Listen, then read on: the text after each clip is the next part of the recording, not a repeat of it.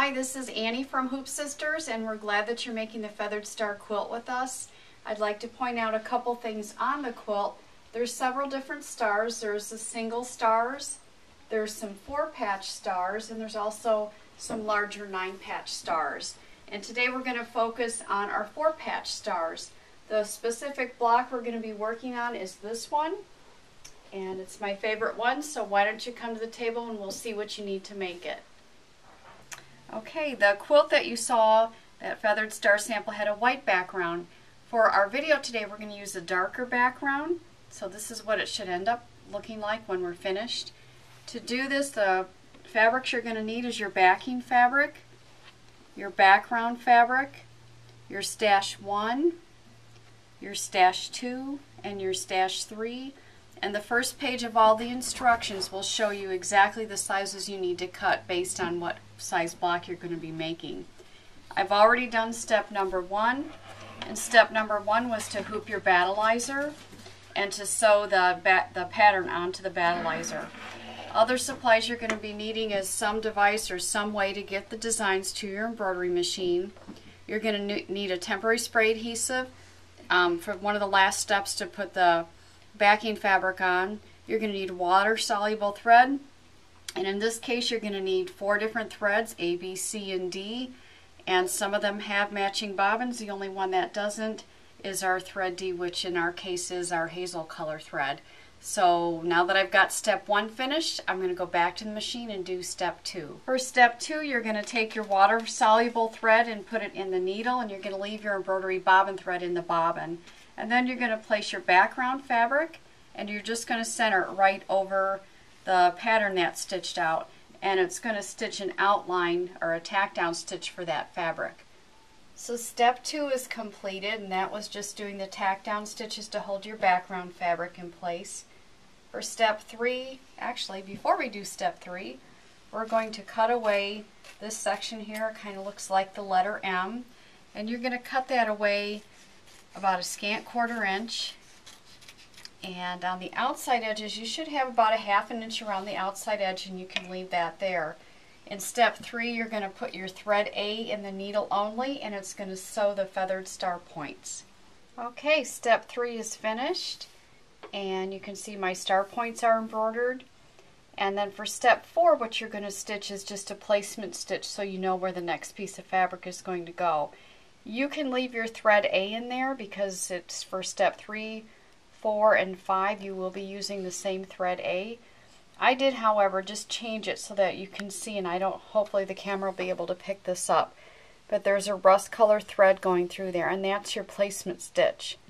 So what we'll do for step 5 is take our stash fabric 1, we'll lay it right side up over that placement stitch, and then with your thread A it'll stitch a tack down. Alright, I finished step 5, and it has done the double stitching around this area. And on this M side here that's shaped like the letter M, you're going to cut close right up to the stitching. I've done it on one side, now complete it on these other sides.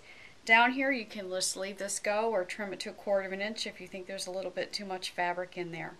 And then what we're going to do for the next step is we're going to take our thread D, and it's going to embroider a little triangle area right in here. For step number 7, you're going to take your stash fabric 2, and you're going to lay your right sides to get right side down to the rest of the block, and you're going to make your raw edges even. I think I may need to trim mine up a little bit so I get a nice 1/4 inch seam.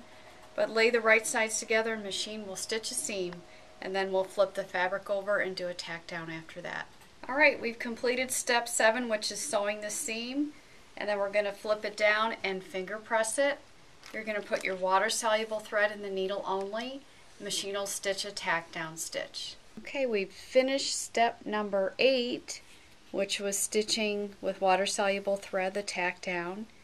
Now in step number 9, you're going to take your stash fabric 3, lay it right sides together, aligning the raw edges. Make sure you change your thread to a neutral color thread, otherwise your seam will wash out, and stitch with a neutral thread. The machine will make another seam for us. Okay, we just finished step 9, which is stitching that seam. So now you can flip the fabric over and finger press it. You're then going to change to water-soluble thread in your needle only, and the machine will stitch a tack down stitch for you. Some of you might be wondering why we asked you to use water soluble thread. Any step in the block that is on the outside edge of the block that's going to have another block sewn to it, we call for water soluble thread, so that after you sew the blocks together, that those stitches may be peeking out, and rather than using a seam ripper, you can just get it wet or throw it in the washing machine and all those stitches will just dissolve. This is the block that we're working on today, and basically the centers of the block are the only thing on these 4 squares that'll be different. But this is the only video you're going to watch because I think you're really smart and you'll really get the idea. This one has this little strip in the middle, and then it finishes with the center part. And here's another 4 square. So if you were to make this 4 square, you can see that rather than having the little strip that's right there, the extra strip, we went right to one bigger piece so that it made a nice bigger diamond in the center.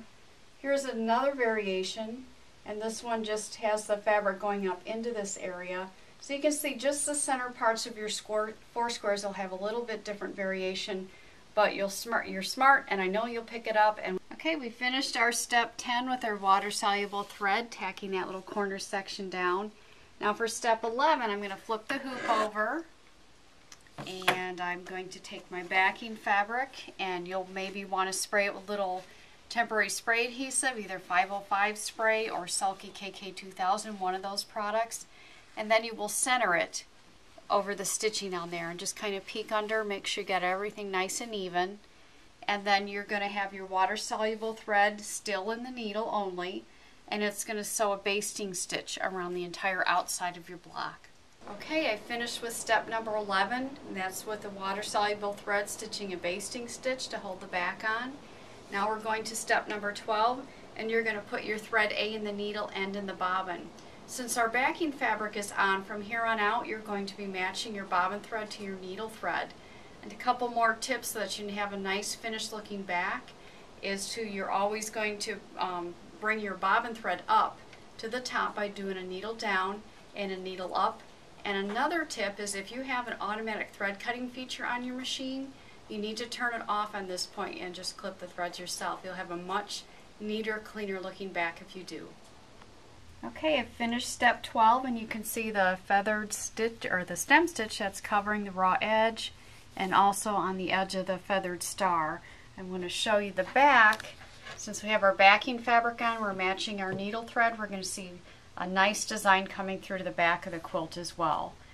For our next step, which is step number 13, we're going to take our thread B and we're going to put it in the bobbin and also in the needle, and it's going to do some quilting right in through here and also down here in the corner.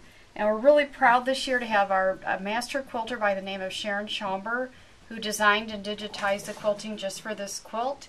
So we'll be excited to show you what it looks like finished.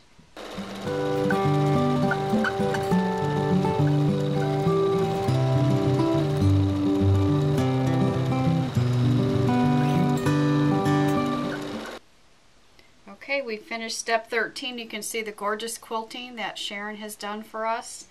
And then for step 14, there's some more quilting that's going to be in the other background areas. And you're going to use your thread C for that in both the needle and the bobbin. For thread C, we ask you to match your background fabric. I've gone a little bit lighter because I want you to be able to see it in the video, that it's just absolutely stunning.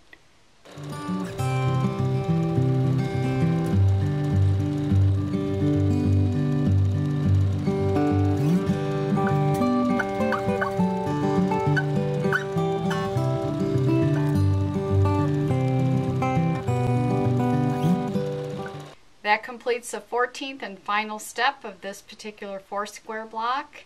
And again, most of the 4 square blocks are virtually the same, except that little corner might be a little different on each of them, but your instructions will definitely guide you through all the different steps to complete the 4 squares. So thanks for watching the video, and we can't wait to see your pictures of your finished feathered star quilt.